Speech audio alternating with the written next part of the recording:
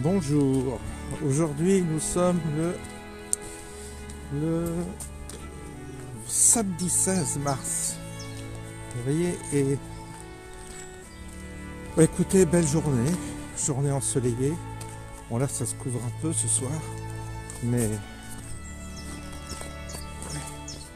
oui, journée ensoleillée où il faut rafraîchir le jardin, puisque c'est le ménage du printemps, surtout au niveau du jardin. Il y a tellement plu que tout est vert, tout est à nettoyer, tout est sale. Enfin, il y a un gros travail à faire de remise à niveau dans le jardin comme tous les ans. C'est une activité cyclique, c'est-à-dire que tous les ans on remet ça pour 2 mois d'été et puis après rebelote. Et c'est un cycle perpétuel. C'est ainsi que nous vivons. Nous refaisons les mêmes choses tous les ans. On reproduit les mêmes gestes jusqu'à l'extinction, jusqu'à ce que tout s'éteigne et meure. Il y a quelque chose dans cette répétition, il y a quelque chose parfois d'un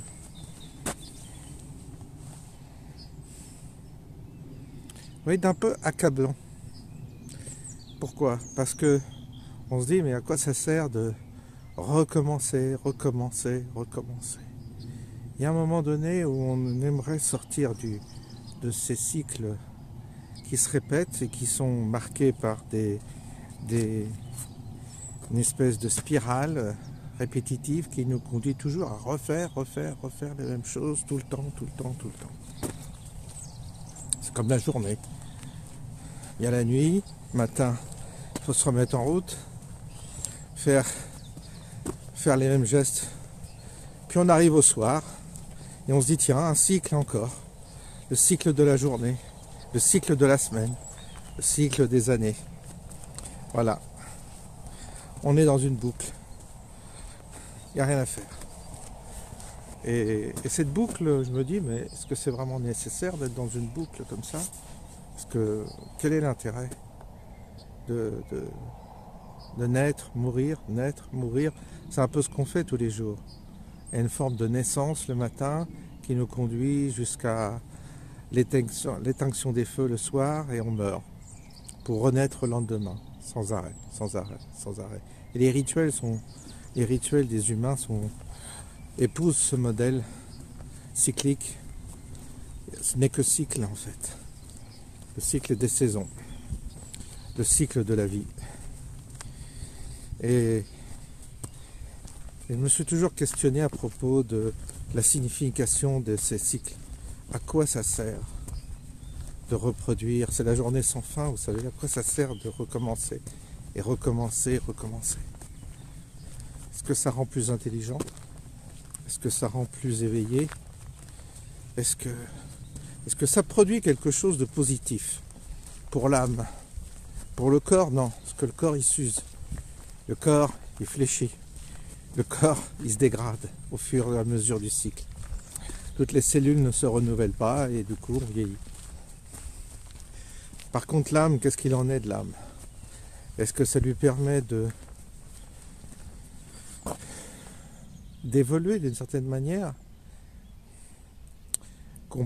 Compliqué de répondre à ces questions.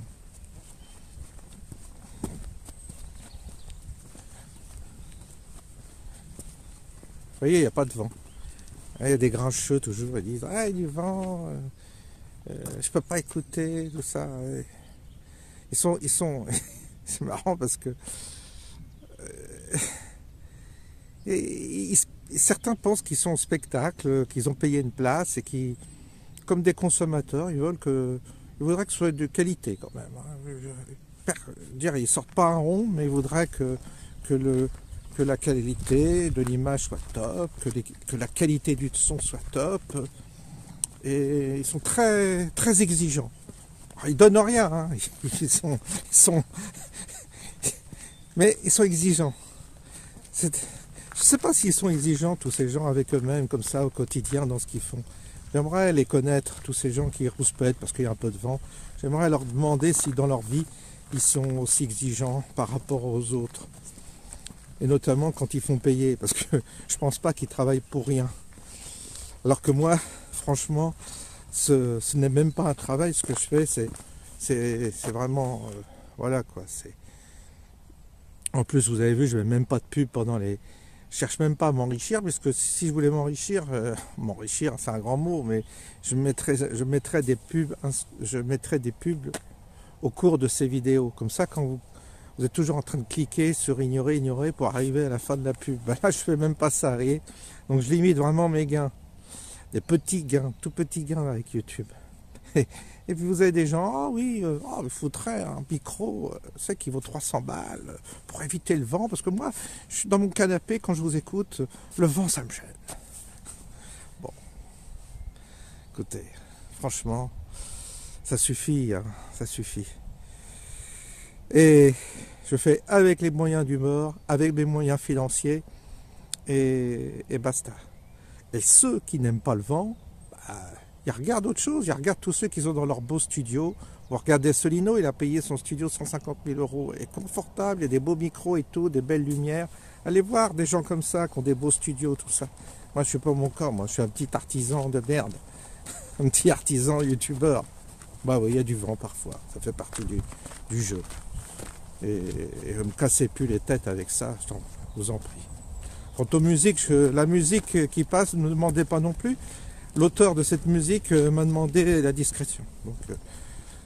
Donc ça sera un abonné qui m'a proposé cette musique. Mais il veut pas qu'on... Voilà, c'est pas une musique qui est commercialisée. Donc voilà, c'est une musique qui m'a permis d'utiliser. Mais il tient à garder la discrétion. Voilà. Donc musique, c'est pas la peine de demander. Et le vent, si ça vous dérange, vous allez voir ailleurs. Vous allez voir d'autres youtubeurs, c'est pas ce qui manque. Et moi, je fais comme ça. Mon style, ma manière d'être. J'essaie quand même d'éviter le vent. Quand tu vois qu'il y a trop de vent, je vais dans la forêt, il y a moins de vent. Puis voilà. Je cherche pas à m'équiper, je cherche pas à m'améliorer de ce côté-là. Ça m'intéresse pas. Je fais avec le minimum. Le téléphone, une petite perche à 3 balles, et c'est bon, ça me suffit. Vous voyez, je fais avec le minimum et ça suffit bien. Je ne veux pas rentrer dans la sophistication, les mecs ont des super caméras, 400 balles, tout ça. Ça ne m'intéresse pas, c'est pas le but. Le but, c'est d'échanger en fonction du temps. Vous voyez, il y a des jours avec le vent, des jours sans vent, il y a des jours avec le soleil, il y a des jours avec la pluie. Il y en a plein de vidéos que j'ai enregistrées sur ce chemin. Il y en a qui tendent l'oreille quand il y a du vent. Puis ceux qui ne supportent pas, comme des gens qui me disent « Ah voilà, j'aime pas la musique, je supporte pas quand vous mettez la musique. » Bah tu vas écouter ailleurs. C'est gratuit. Tu viens sur YouTube, c'est gratuit. Tu vas pas quand même commencer à avoir des exigences de pacha alors que tu payes pas. Si encore tu payais, je comprends, quand tu payes, c'est normal que tu exiges une qualité, mais là tu payes pas. Donc tu te plains pas. Et en plus, tu n'es pas obligé de venir sur ma chaîne. Tu n'es vraiment pas obligé. Donc ces réflexions-là n'ont rien à faire. Ne prenez même pas le temps d'écrire, ça sert à rien. C'est comme ça. Depuis que j'ai créé ma chaîne, je suis cet état d'esprit et je fais que ce matériel qui me suffit largement. J'ai pas envie de me développer, j'ai pas envie d'acheter du matériel sophistiqué, j'ai pas envie. Je fais à ma manière. Et ceux qui n'aiment pas, ils ont d'autres choix, qu'ils aillent ailleurs. Voilà. J'espère que ça rentre dans les caboches quand même. J'ai déjà dit, mais je le répète parce que je vois encore des messages à la con où les gens ils se plaignent, il y a du vent. Ah la musique, j'aime pas la musique que vous mettez. Bah, rien à foutre. Tu vas voir ailleurs. Qu'est-ce que tu voulais? Tu payes pas. Et en plus, tu es exigeant. Non mais attendez, qu'est-ce que c'est que cette mentalité de merde? C'est incroyable. Ces gens qui exigent comme ça, incroyable. Ils payent rien, c'est gratos et en plus ils se plaignent. Et t'as un mec qui se prend la tête à essayer de partager quelque chose parce qu'il s'aperçoit que dans le monde il y a quelque chose qui déconne, il parle de son point de vue, voilà, c'est tout simple, c'est tout ordinaire. Moi j'essaye de faire ce que je peux au niveau moral, mental et réfléchir avec vous, en sachant qu'il y a des gens qui sont seuls. Moi ce qui m'intéresse c'est les gens qui sont un peu seuls dans leur coin et qui ont besoin simplement d'entendre une voix qui correspond à leur ressenti. C'est tout, ça s'arrête là.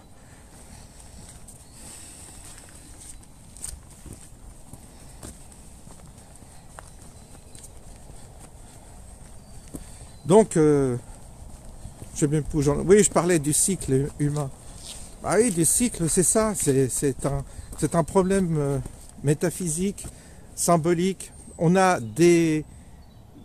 on a des questions comme ça, de cet ordre-là, qui ne trouvent pas de réponse. Vous avez beau chercher. Alors, les gens ils disent c'est les cycles, bah, c'est normal. Non, c'est pas normal. On ne sait pas ce qui est normal ou pas normal. On est dans une dimension donnée où c'est comme ça fonctionne comme ça. Notre univers fonctionne comme ça, mais si ça se trouve, quand vous mourrez, il y a peut-être pas. Vous sortez peut-être du temps, vous êtes dans un autre espace où il n'y a pas ce phénomène de cycle, où tous les jours, c'est très. J'ai l'impression que l'aspect cyclique, c'est très. Comment dire? C'est dans la matrice que ça se passe. C'est dans la matrice dans laquelle on est. Il y a ce côté naissance, développement, mort, comme une civilisation qui naît, qui se développe, qui s'épanouit et qui meurt. Tout est comme ça, tout est comme une roue. Et on épouse cette condition sans la remettre en cause, en fait, sans se poser de questions sur la véritable. Comment on peut utiliser ces cycles? Est-ce qu'il y a un moyen de les exploiter pour en sortir, peut-être? Peut-être que ce cycle-là dans lequel on est, c'est peut-être ça la prison. C'est ce sentiment d'être prisonnier on a l'impression de tourner en rond dans un bocal, on recommence, on recommence, on recommence. Et notre corps s'use, notre corps s'affaiblit. Est-ce que vous avez vu vraiment les choses changer, s'améliorer, et évoluer? Non. Les choses involuent plutôt que d'évoluer. Donc vous me direz, oui, il y a des cycles ascensionnels, puis il y a des cycles qui au contraire, descendent, quoi. Et on est dans un cycle, évidemment, un cycle qui nous emmène dans un déclin. Et ce déclin, on n'a pas prise pour l'éviter. Il est là. On est dans un déclin. Et ce déclin, on ne va pas y revenir, on ne va pas citer tout ce qui signifie ce déclin, mais il est évident pour tous les gens qui ont un peu de lumière dans le cerveau, qui voient un peu clair, ils s'aperçoivent qu'on est dans un cycle décliniste et que ce déclin, il date pas d'aujourd'hui, bien entendu. Et que ce déclin nous mène je ne sais où, nous mène à une forme d'agonie et de mort et de disparition, certainement. C'est peut-être là qu'il faut simplement attendre. Vous savez, vivre dans un cycle qui est en déclin, ça veut dire qu'on n'a aucun espoir de mieux-être, d'évolution, de sentir que la communauté évolue, puisque tout décline. Et c'est ça qui est dur à vivre, en fait. Pour ça, être positif, comme disent certains, être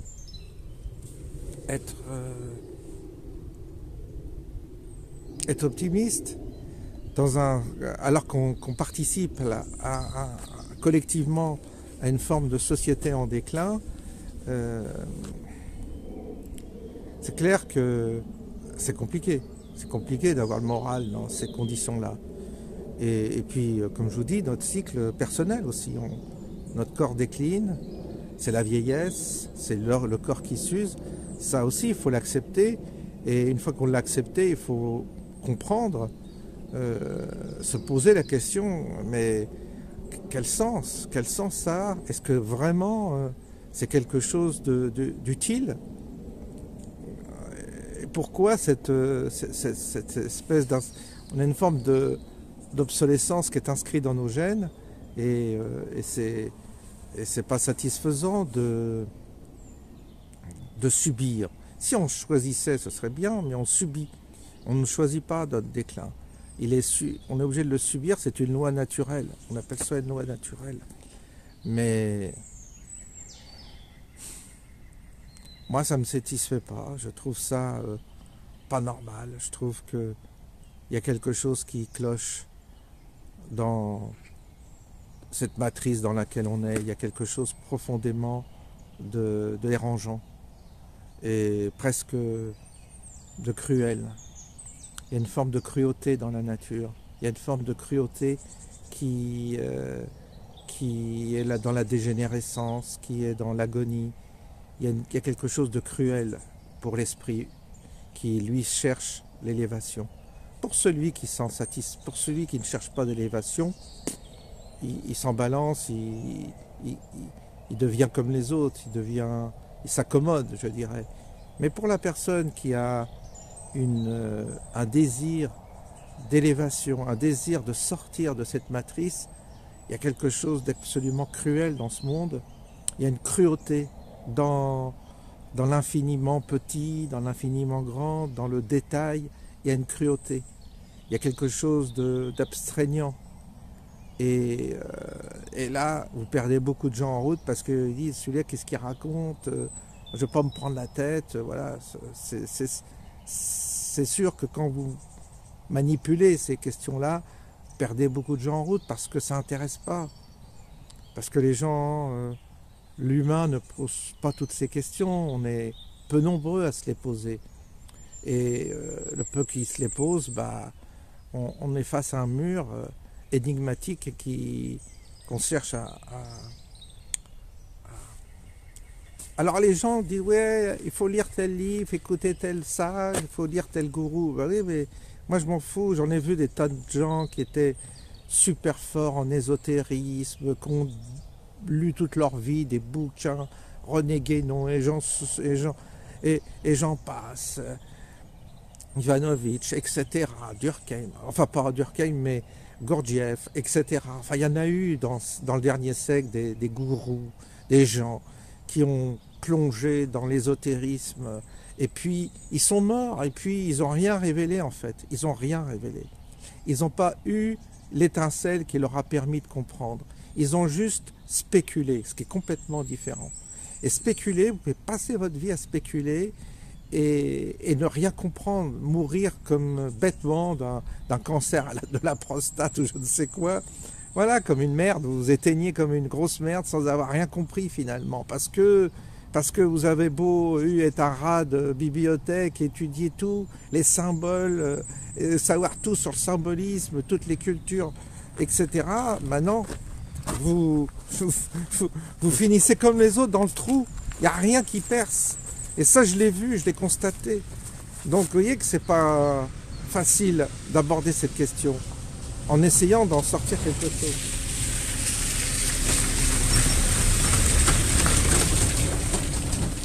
Ah, il ramène du foin pour les chevaux. Oui, c'est pour ça, c'est pour ça que moi je suis ouvert à sortir des catégories. Je suis pour qu'on sorte de nos catégories telles qu'on a été dans lesquelles on a été bercé jusqu'à présent. Les schémas, les catégories, les explications qu'on vous donne, toutes ces explications qu'on vous apporte, que ce soit des explications religieuses, je vous dis, ésotériques, il n'y a pas de réponse pour l'instant. Pourquoi? Parce qu'on ne sort pas de nos schémas. Parce que l'homme est incapable de sortir de lui-même, sortir de son conditionnement, sortir de son cadre mental.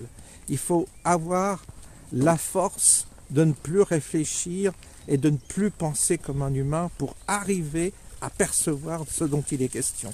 Et ça, je vous assure que cet exercice-là, il est subtil et compliqué, parce qu'on est rattrapé par nos automatismes. Nos automatismes mentaux, intellectuels, on est rattrapé. On est rattrapé par des tas de catégories dans lesquelles on va mettre nos petites explications dans des petits tiroirs et on va satisfaire. Puis ce soir, on va se coucher, on est content. On a bien rangé nos petites idées, nos petites énigmes dans des bons petits tiroirs explicatifs et puis voilà. Puis demain, on recommence. Non, il y a quelque chose d'autre. Et ce quelque chose d'autre, il faut poser la question. Il faut poser la question fondamentale qui est que nous sommes prisonniers, nous sommes des prisonniers du temps, prisonniers de ces cycles, nous sommes enfermés quelque part et nous cherchons à en sortir. Mais la manière d'en sortir, c'est pas avec le côté notre cerveau. notre rationalité. On ne peut pas. On est obligé. C'est un outil qui a ses limites. C'est tout. C'est un outil qui est limite. Il faut presque casser la boîte crânienne, je dirais, pour s'éveiller à autre chose. Accepter de ne pas comprendre dans un premier temps pour mieux comprendre après. Mais il faut presque accepter d'être l'ignorant total pour percevoir quelque chose du mystère. Et cette ignorance, peu de gens l'acceptent parce que ça brise notre orgueil. Vous savez, quand le mec, ou la nana, mais je dis le mec, il a passé toute sa vie à écouter des conférences, à aller voir des gourous, à faire des stages, à lire des livres, à aller à l'église, à retenir tout ce que le curé a dit, etc., à être enfermé dans sa petite religion. Il a passé sa vie là-dedans.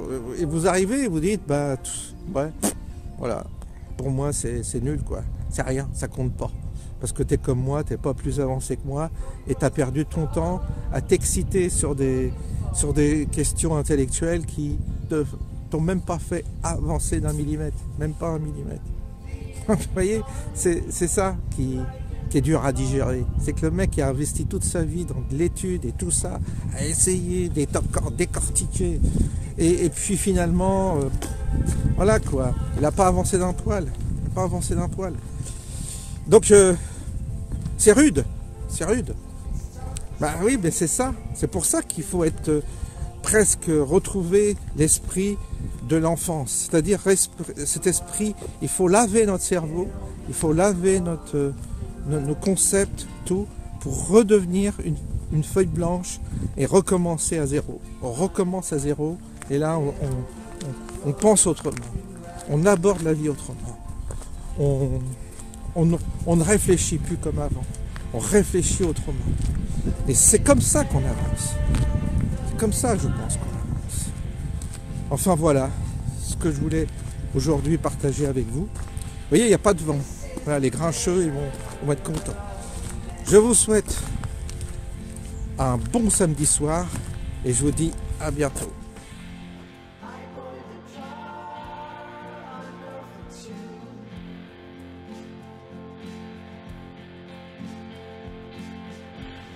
My world is scared.